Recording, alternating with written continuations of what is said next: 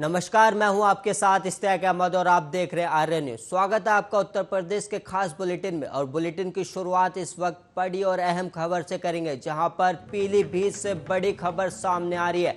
संदिग्ध हालात में तालाब में शव पड़ा मिला है और किसानों ने शव देखकर परिजनों को सूचना दी है। परिजनों ने हत्या की आशंका भी जताई है। और ये गजरोला इलाके के कल्याणपुर गांव का ये मामला है, जहां पर एक परिजनों ने इसमें हत्या की आशंका जताई है। आपको बता दें, गजरोला इलाके के कल्याणपुर गांव का ये मामला है, जहां पर एक शव बरामद किया गया है। और पीलीभीत से इस वक्त की बड़ी खबर, जहां पर एक शव बरामद किया गया है। यहाँ पर संदिग्ध हालात में तालाब में शव पड़ा मिला है। और वहीं खबर अब बहराइच से है, जहां आज लखनऊ से सपा का प्रतिनिधिमंडल आया। जिले में दो हुई बड़ी घटनाओं के संबंध में पीड़ितों के परिवार से मंडल ने मुलाकात की। प्रतिनिधिमंडल में 7 सदस्यों की अध्यक्षता थी। जिले के नानपुर पारा के ग्राम पत्रिहार में 1.5 साल की बच्ची के साथ रेप के बाद हुई हत्या के मामले में पीड़ित परिवार से मंडल ने मुलाकात की। और भाजपा द्वारा बीडीसी की पीट कर हत्या के मामले में भी पीड़ित परिवार से प्रतिनिधिमंडल ने मुलाकात की। घटना की पूरी जानकारी प्रदेश मुख्य कार्यालय में अखिलेश यादव के आगे पेश की जाएगी।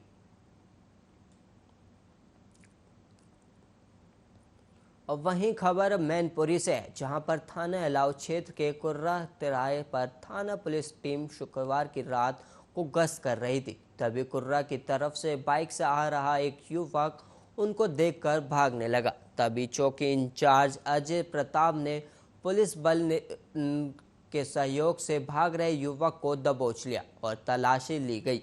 तलाशी में युवक के पास से एक 315 बोर का तमंचा और 4 जिंदा कारतूस बरामद हुए। और पूछताछ में उसने अपना नाम उमेश किशनपुर थाना किसानी बताया है। और थाना प्रभारी अलाव सुनील कुमार भारद्वाज ने बताया कि बदमाश उमेश पर 10,000 का इनाम है। और वहीं आरोपी के खिलाफ थाना बेवर और किसनी में 5 से अधिक संगीन धाराओं में मुकदमा दर्ज है। काफ़ी दिनों से पुलिस को आरोपी की तलाश थी और पकड़े गए आरोपी को कानूनी कार्रवाई कर जेल भेज दिया गया है।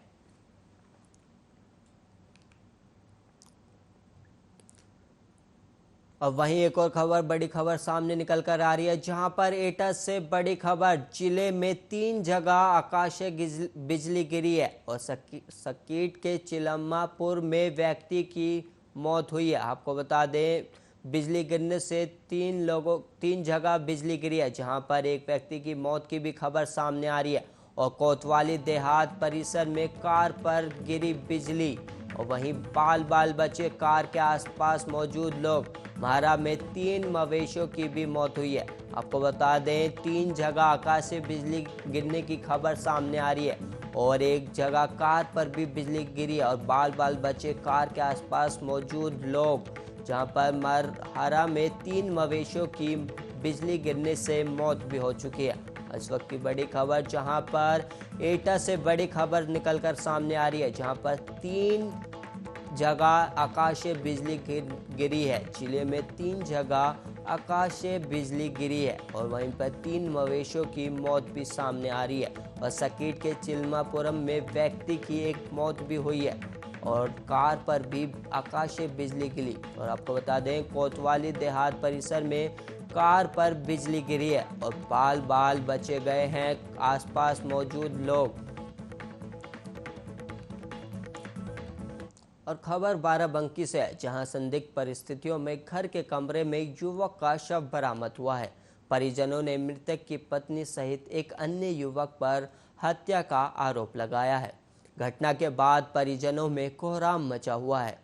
सूचना पर पहुंची जैतपुर पुलिस ने शव को कब्जे में लेकर पोस्टमार्टम के लिए भेज दिया है। अवैध संबंध के चलते प्रेमी के साथ मिलकर गला दबाकर हत्या करने का मृतक की पत्नी पर परिजनों ने आरोप लगाया।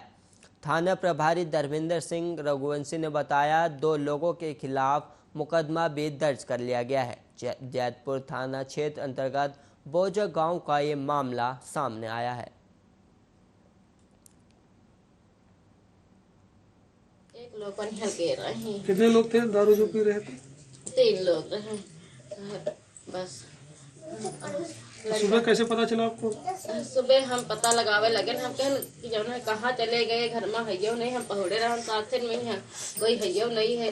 तब हम देखे लगाए सबको, हम पल्ला खोल के लगाए, तो हम कह पल्ला खोली देखी शायद कोई हुई करे, वहाँ देखे पल्ला से मुल्ले हने पड़े। तो हम गए मंजिल के दद्दा खिया घर आवे लगे, हम कहें दद्दा छुट गए नहीं है, कहूँ कहाँ गए हैं, कहीं चलो देखे, चले सब जने आए, फिर देखे सब जने खोली। तो सर मेरा घर इस तरह है, मेरा भाई है। क्या नाम है आपको? जगन्नाथ। नहीं, तुम्हारा नाम? हमारा राम प्रकाश। घटना किसके साथ कैसे क्या हुई? इसे सर हम जी के बारे में जान सकते हैं, हम इधर रहे, उसको अंदर मारा मिला है, उनकी औरत है। अच्छा अच्छा। उनके बच्चे थे घर पर। हाँ। औकात हम जानते नहीं। अच्छा अच्छा, कितने टाइम आप जान पाए उस?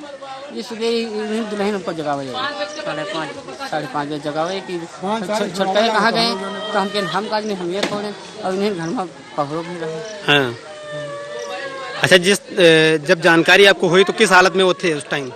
अंदर पल्ला बंद थे। अच्छा, अंदर से पल्ला बंद थे। अब बाहर से हम देखें तो लोग गाँव का तो पानी डालेगा तो दूर नहीं रह सकते। अच्छा, आपको कैसे आशंका जताई जा रही? कौन सी सर? जी रोड लड़ाई कर रहे हैं लोग। सर वो लड़ाई करते थे? मियाँ बीवी आपस में रोड लड़ाई करते थे।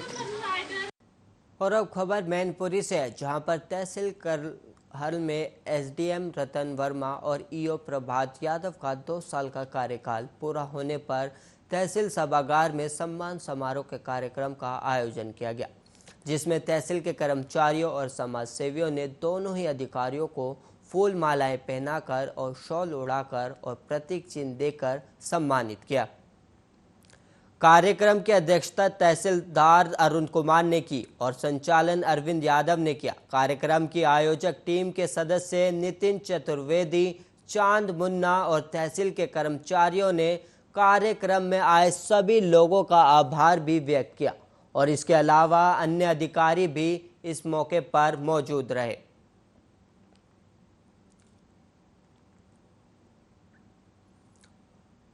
और वहीं इस वक्त एक और बड़ी खबर और अहम खबर निकलकर सामने आ रही है, जहां पर प्रयागराज में खेत की सिंचाई कर रहे किसान पर हमला किया गया है। धारदार हथियार के हमले में किसान गंभीर रूप से घायल हो गया है। घायल किसान को जिला अस्पताल भेज दिया गया है और सुलेन क्षेत्र के दुबहन गांव का ये मामला है, जहां पर धारदार हथियार के हमले से किसान को घायल किया गया है और घायल किसान को जिला अस्पताल में भेज दिया गया है। आपको बता दें, ये सलोन क्षेत्र के दुबा गांव का ये मामला है, जहां पर प्रयागराज में एक किसान को धारदार हथियार से हमला किया गया है। खेत की सिंचाई कर रहे किसान पर यह हमला किया गया। इस हमले के बाद किसान गंभीर रूप से घायल हो गया और गंभीर रूप से घायल होने के बाद किसान को जिला अस्पताल में भर्ती कराया गया। यहाँ पे घायल किसान को जिला अस्पताल में भर्ती कराया गया है। आपको बता दें, इस वक्त प्रयागराज में एक किसान को सिंचाई करते समय धारदार हथियार से हमला किया गया और सलोन क्षेत्र का ये मामला है, जहां पर एक किसान को खेत की सिंचाई कर रहे किसान पर हमला कर दिया गया, जिसके बाद घायल किसान को अस्पताल में भर्ती कराया गया। सरकार द्वारा सरकारी योजनाओं का लाभार्थियों को दिलाने के लिए हर प्रयास किया जा रहा है, लेकिन ग्राम प्रधान और सचिवों की मनमानी के चलते लाभार्थियों को पीएम आवास का लाभ नहीं मिल पाया। पन्नी टीन क्षेत्र में गरीब परिवार जीवन बसर कर रहा है। परिवार के सभी सदस्य ईश्वर से प्रार्थना करते हैं कि बरसात ना हो, नहीं तो मिट्टी की दीवारों के ऊपर लकड़ियों से पट्टी छत कहीं गिर ना जाए। विकासखंड जागीर क्षेत्र के ग्राम पंचायत एलाव निवासी कमलेश कुमार उर्फ पप्पू अपनी पत्नी अनीता और बच्चों के साथ पुरानी कच्चे बने गिरासू मकान में छप्पर और काली पन्नी डालकर जीवन गुजारा कर रहे हैं। प्रयासों के बाद भी पीएम आवास योजना का लाभ नहीं मिल सका है। पारिवारिक बंटवारे में कच्ची मिट्टी की ईंटों से बना जर्जर एक कमरा हिस्से में मिला था, जो कभी भी गिर सकता है। डर की वजह से परिवार के साथ ये लोग छप्पर में रहकर गुजारा करते हैं। सरकार की योजना शौचालय और आवास प्रदान की मनमानी के कारण नहीं मिल सका है। अब उम्मीद जागी है कि गांव की नई सरकार शायद आवाज दिला दे। पात्र के हिस्से में पुश्तैनी 2 बीघा जमीन है। परिवार का भरण पोषण हट ठेला लगाकर एलाव चौराहे पर चाट की दुकान से होता है और बीते समय में परिवार के सामने खाने का संकट भी आया था, लेकिन लॉकडाउन के कारण 2 महीने चाट की दुकान भी नहीं लग सकी। और वहीं समाज सेवियों की मदद से परिवार को आर्थिक सहायता भी मिली थी। परिवार में 4 छोटे बच्चे हैं। पालन पोषण की माँ बाप को चिंता सता रही है और आवाज़ पाने के लिए पीड़ित ने ब्लॉक कार्यालय जागीर और विकास भवन कार्यालय मैनपुरी के दर्जनों बार चक्कर काटे, लेकिन आवास का सपना अधूरा ही रह गया। अगर एक रात जमकर बारिश हो जाए तो गरीब की झोपड़ी और मकान मलबे के ढेर में तब्दील हो जाएगी। पीड़ित ने जिलाधिकारी से मांग की है कि स्थलीय जांच कराकर विभागीय अधिकारियों को आदेशित कर आवास दिलाया जाए।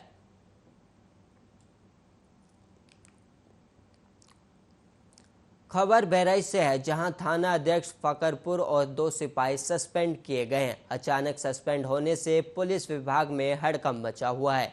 बताया जा रहा है कि पुलिस अधीक्षक सुजाता सिंह ने गोपनीय जांच कराई थी, जिसमें आरोपी पाए जाने पर थाना अध्यक्ष और 2 सिपाहियों को सस्पेंड कर दिया गया।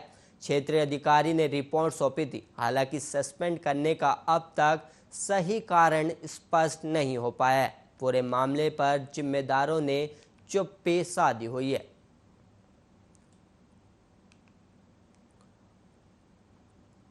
और वहीं एक और बड़ी खबर सामने आ रही है, जहां पर प्रयागराज में पुलिस ने 1.5 किलो सोना बरामद किया है। पुलिस ने और उसमें 5 लोगों को हिरासत में लिया गया है।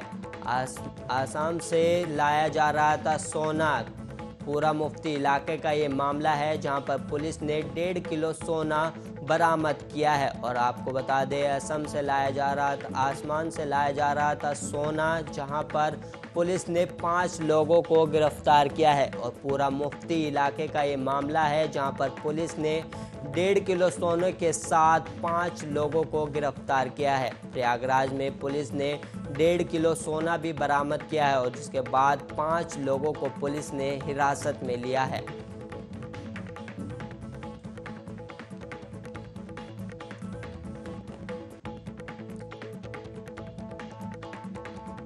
खबर मैनपुरी से है, जहां पर पति की मौत के बाद विधवा भाभी के साथ शादी का झांसा देकर 3 साल तक सगे देवर ने यौन शोषण किया है।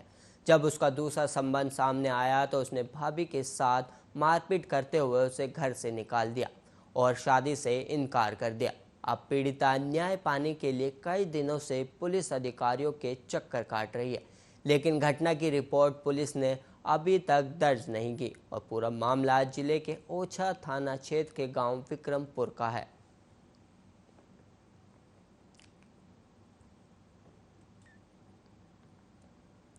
ना हो गया मेरे को, है ना, चक्कर लगाते लगाते। पहले मैं पंचायत ले गया, प्रधान ले गया, 4 प्रधान ले गया, पंचायत नज़र बैठे की उनकी, तो शादी का टाइम भी दे दिया।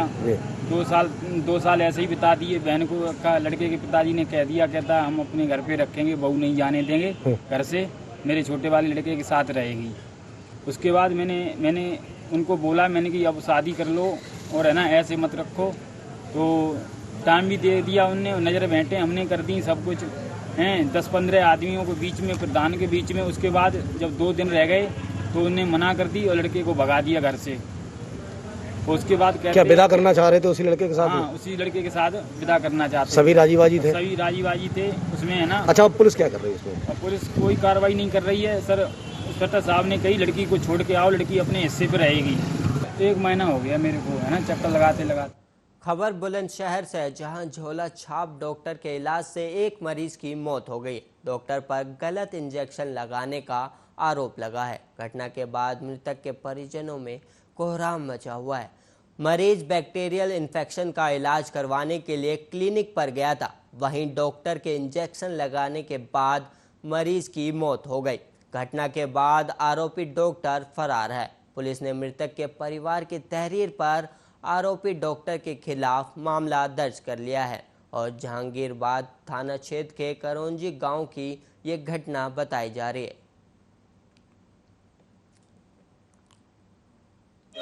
खांसी ने चाय पी, इनकी बगल में कखियारी लेकर रही तो ये बोले इंजेक्शन लगवाया हूँ मैं बोली खाली पेट हो अभी मत जाओ इंजेक्शन लगवाने को, तो बोले रही कुछ ना कुछ है रोमो को। ये जबरदस्ती चले गए। फिर वहाँ से डॉक्टर का फोन आया थोड़ी देर बाद के ऐसे ऐसे। कहाँ गए थे, किस डॉक्टर के पास? कारो जी। क्या नाम है डॉक्टर का? महेश। अच्छा, क्या हुआ था फिर, क्या करा था उसने? हाँ तो मैं बोली तुमने खाली पेट क्यों इंजेक्शन लगा दियो, तो बोलोगे वो का मालूम है कि खाली पेट आए। मैं बोली चाय पी के ही गए बस, क्या तुम थोड़ा 2 मिनट को यहाँ आ जाओ, इन्हें दौड़ा पड़ रहे हैं। मैं फिर वहाँ चली गई, मैं वहाँ कुछ भी ना। वहीं हरदोई से एक बड़ी खबर सामने आ रही है, जहां पर मकान में घुसे तेंदुए से दहशत का मामला सामने आया है। पुलिस वन विभाग ने घायलों को निकाला है। घायल समेत 1 दर्जन लोगों को निकाला गया। सांडी थाने के नवाबगंज बिलग्राम का ये मामला है, जहां पर पुलिस वन विभाग ने तेंदुए को निकालने के लिए प्रयास कर रही है और घायल समेत 1 दर्जन लोगों को निकाला गया है। घर में आपको बता दें, सांडी थाने के नवाबगंज बिलग्राम का ये मामला है, जहां पर हरदोई के मकान में एक तेंदुआ घुस आया, जिसके बाद दहशत का माहौल बना रहा। उसके बाद पुलिस वन विभाग ने घायलों को निकाला और जिसके बाद आपको बता दें, एक घायल व्यक्ति के साथ करीब दर्जनों लोगों को बाहर निकाला गया है। खबर बुलंदशहर से है, जहां सयाना विधायक देवेंद्र सिंह लोधी ने कई गांव में पहुंचकर सड़कों का लोकार्पण किया था। उसी दौरान एक विकलांग अपनी समस्या को लेकर विधायक देवेंद्र सिंह लोधी के पास पहुंचा था, लेकिन विधायक जी ने विकलांग का समस्या नहीं सुनी। विकलांग का कहना है कि उसकी पेंशन 500 रुपये आती है, जिसमें गुजारा करना मुश्किल होता है। उसकी किसी भी तरीके की मदद ग्राम प्रधान भी नहीं करते हैं। खानपुर थाना क्षेत्र के गांव पीरपुर का ये मामला बताया जा रहा है, जहां पर विकलांग ने विधायक से मदद की गुहार लगाई थी।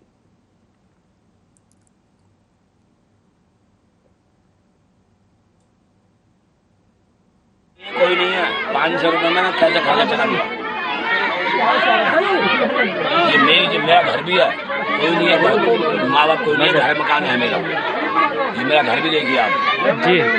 राज मेरा नाम है, गिरिराज चंद्र बहानी। मैं रेल से कटा हुआ हूँ, रेल से, और मेरे थोड़ा हर पास है।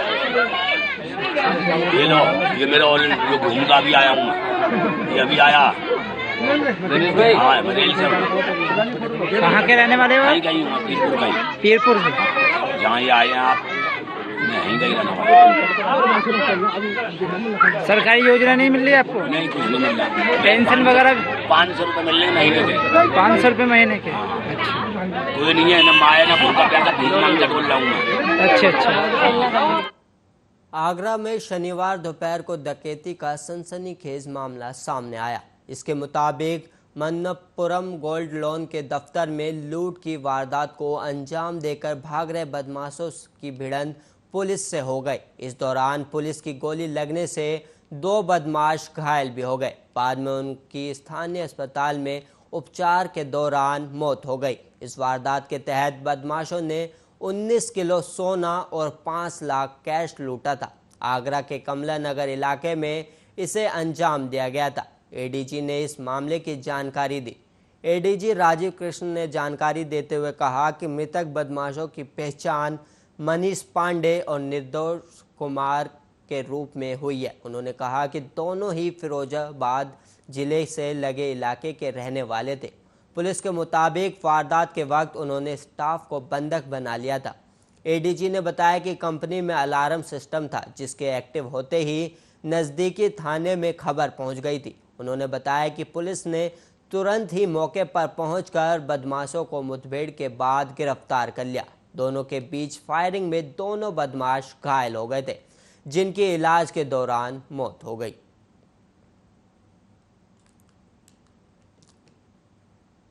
तालिबान ने अपना आतंक फैलाना शुरू कर दिया है।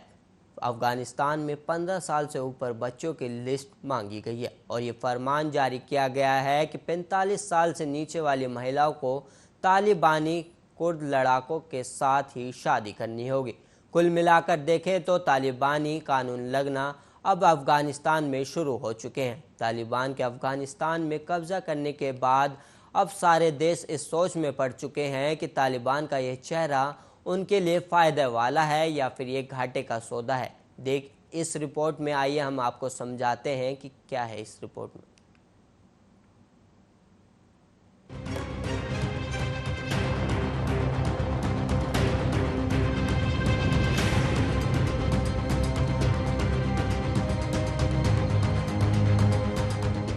शंघाई सहयोग संगठन यानी कि शंघाई कोऑपरेशन ऑर्गेनाइजेशन के सदस्य देशों के विदेश मंत्री 13 और 14 जुलाई को तजाकिस्तान की राजधानी दुशांबे में मिले थे और इन सभी देशों का ध्यान सिर्फ और सिर्फ टिका था अफगानिस्तान पर। इस 2 दिन की बैठक के दूसरे दिन यानी कि 14 जुलाई को एससीओ के प्रतिनिधि अफगानिस्तान सरकार के साथ एक बैठक की थी, जिसमें देश में बन रहे हालात और तालिबान के सत्ता हासिल कर लेने की आशंकाओं और उससे पैदा होने वाली परिस्थितियों पर चर्चा की गई थी। 2018 में बनाया गया एससीओ अफगानिस्तान संपर्क समूह का काम आतंकवाद से मुक्त एक शांतिपूर्ण, स्थिर और आर्थिक रूप से समृद्ध अफगानिस्तान बनाने के प्रयासों के लिए प्रस्ताव और सुझाव देना है।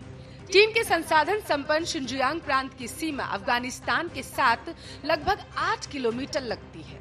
अफगानिस्तान में बने हालात को देखते हुए चीन की मुख्य चिंता यह है कि अगर तालिबान वाकई सत्ता पर काबिज हो जाता है तो चीन के शिनजियांग में सक्रिय अलगाववादी संगठन ईस्ट तुर्किस्तान इस्लामिक मूवमेंट को अफगानिस्तान में पनाह और वहां से सहायता मिल सकती है।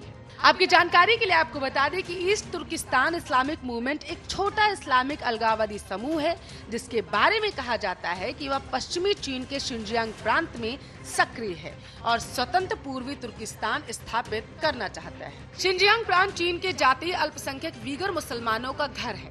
अमेरिकी विदेश विभाग ने ETIM को 2006 में जातीय वीगर अलगाववादी समूहों का सबसे उग्रवादी संगठन बताया था। एक आतंकवादी संगठन भी इसे घोषित कर दिया गया था। पिछले साल नवंबर में एक प्रमुख नीतिगत बदलाव में अमेरिकी विदेश मंत्री माइक पोम्पियो पर लगा प्रतिबंध हटा दिया गया। अफगानिस्तान में बड़े पैमाने पर निवेश की संभावनाओं पर नजर रखते हुए चीन अफगानिस्तान को अपने बेल्ट एंड रोड इनिशिएटिव में शामिल करने की कोशिश भी कर सकता है। तालिबान के प्रवक्ता सुहेल शाहीन ने कहा था कि वे चीन को अफगानिस्तान के एक दोस्त के रूप में देखते हैं और उन्हें उम्मीद है कि बीजिंग से जितनी जल्दी हो सके पुनर्निर्माण कार्य में निवेश करने के बारे में बातचीत हो पाएगी। तालिबान ये भी कह चुका है कि वो अब शिनजियांग से चीन के वीगर अलगाववादी लड़ाकों को अफगानिस्तान में प्रवेश करने की अनुमति नहीं देगा। तो चीन के बाद बात अगर रूस की करें तो आपको बता दें कि रूस की अफगानिस्तान को लेकर सबसे बड़ी चिंता यही है कि अमेरिकी फौजों की वापसी के बाद अफगानिस्तान कहीं इस्लामी कट्टरवाद का गढ़ न बन जाए। रूस का मानना है कि अगर अफगानिस्तान में इस्लामिक कट्टरता बढ़ी तो पूरे मध्य एशिया के लिए एक बड़ा खतरा पैदा हो सकता है और अगर खून खराबा हुआ तो उसके छींटे मॉस्को तक पहुंचेंगे। तालिबान को एक संभावित सुरक्षा कवच मानकर रूस उससे अच्छे संबंध बनाकर चल रहा है। रूस के प्रभाव वाले देश जैसे कि तजिकिस्तान, उज्बेकिस्तान, अफगानिस्तान के साथ सीमा साझा करते हैं। रूस यह आशंका जता चुका है कि आने वाले समय में अफगानिस्तान की सरहदों पर मानवीय और सुरक्षा संकट खड़े हो सकते हैं। एक अनुमान के मुताबिक अफगानिस्तान में इंफ्रास्ट्रक्चर परियोजनाओं और संस्थानों के पुनर्निर्माण में भारत अब तक $3 अरब से अधिक का निवेश कर चुका है।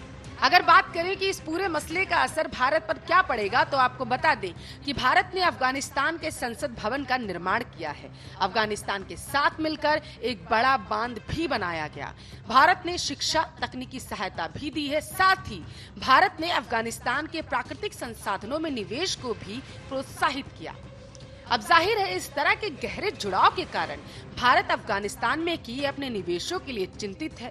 तालिबान जिस तरह की हिंसा अफगानिस्तान में कर रहा है, उस स्थिति में उसके सत्ता हासिल कर लेने की वैधता पर भारत सवाल उठा रहा है। भारत की सबसे बड़ी चिंता पाकिस्तान के खिलाफ अपनी सामरिक बढ़त होने को लेकर है। अफगानिस्तान में भारत के मजबूत होने का एक मनोवैज्ञानिक और सामरिक दबाव पाकिस्तान पर रहता है। वहां भारत की पकड़ कमजोर होने का मतलब है पाकिस्तान का दबदबा बढ़ जाना।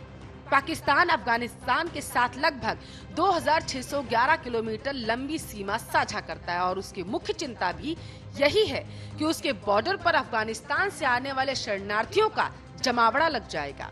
दूसरी चिंता यह है कि पाकिस्तानी तालिबान जो पाकिस्तान की सेना के अभियानों के कारण अफगानिस्तान भाग गए थे, कई शरणार्थियों के भेष में पाकिस्तान में वापस न आ जाएं। पाकिस्तानी फौज के प्रवक्ता मेजर जनरल बाबर ने कहा था कि अगर अफगानिस्तान में गृह युद्ध होता है तो उसका सीधा असर पाकिस्तान पर पड़ेगा। अफगानिस्तान में गृह युद्ध की आशंकाओं को देखते हुए पाकिस्तानी फौज ने पहले ही तैयारियां कर ली थी।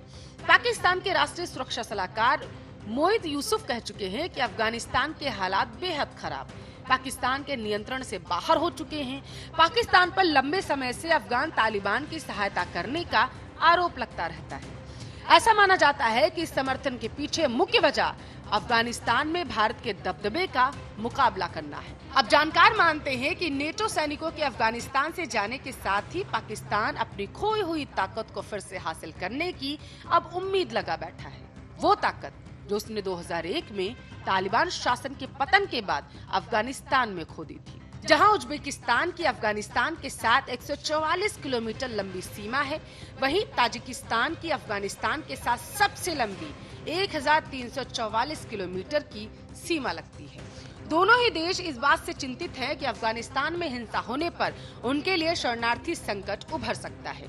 पिछले कुछ हफ्तों में ऐसी कई घटनाएं हुई जब अफगानिस्तान सरकार के सैनिकों ने तालिबान के डर से जान बचाने के लिए बॉर्डर के दूसरी तरफ इन दोनों देशों में जाकर पनाह ली थी। ताजिक सीमा के साथ लगता अफगानिस्तान एक बड़ा इलाका तालिबान के नियंत्रण में आ चुका है। इसी के कारण ताजिकिस्तान 20,000 रिजर्व सुरक्षा बलों को अफगानिस्तान बॉर्डर पर तैनात कर रहा है। उज्बेकिस्तान और ताजिकिस्तान जैसी चिंताएं तुर्कमेनिस्तान की भी हैं। तुर्कमेनिस्तान की 804 किलोमीटर लंबी सीमा अफगानिस्तान से लगती है और उसे भी यही आशंका है कि आने वाले दिनों में उसकी सीमाओं पर एक मानवीय और सुरक्षा का संकट खड़ा हो सकता है। लेकिन तुर्कमेनिस्तान शंघाई सहयोग संगठन का सदस्य नहीं है। रूस और चीन की ही तरह कजाकिस्तान और किर्गिस्तान की अफगानिस्तान को लेकर बड़ी चिंता इस्लामी चरमपंथ को लेकर है। इन दोनों देशों की सीमा भले ही अफगानिस्तान से न लगती हो, लेकिन उन्होंने अपने देशों में हुए हमलों को अक्सर अफगानिस्तान से जोड़कर देखा है। किर्गिस्तान को इस्लामिक मूवमेंट ऑफ उज्बेकिस्तान जैसे चरमपंथी संगठन सहित इस्लामी विद्रोही आंदोलनों से गंभीर चुनौतियों का सामना करना पड़ा है। कजाकिस्तान काफी समय से अफगानिस्तान के पुनर्निर्माण में शामिल रहा और आर्थिक रूप से मदद करता रहा। कजाकिस्तान नॉर्दर्न डिस्ट्रीब्यूशन नेटवर्क का भी भागीदार है। इस नेटवर्क के तहत अमेरिका, रूस, मध्य एशिया और इसके साथ साथ आपको बताते चले कि 6 देशों के बीच अफगानिस्तान में रेल और ट्रक के माध्यम से सप्लाई होती है।